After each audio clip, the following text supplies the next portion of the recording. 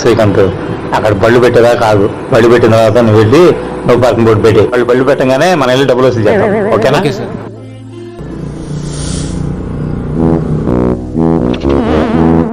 ఏ no parking లో బండి పెట్టారు, డబ్బులు తీయండి. ఇది నో పార్కింగ్ ఏంటి? ఇది ఎప్పుడు పెట్టారు?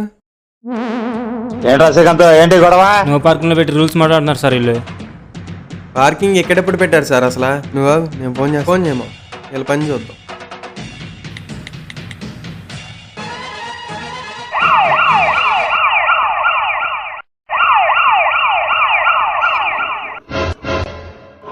బ్లాక్ టికెట్లు అమ్ముకునేవాడు నువ్వు ఎప్పుడు పోలీస్ అయ్యావురా? సినిమాలు ఎక్కడ ఆడుతున్నాయి సార్, అంతే ఫీల్డ్ లోకి వచ్చా.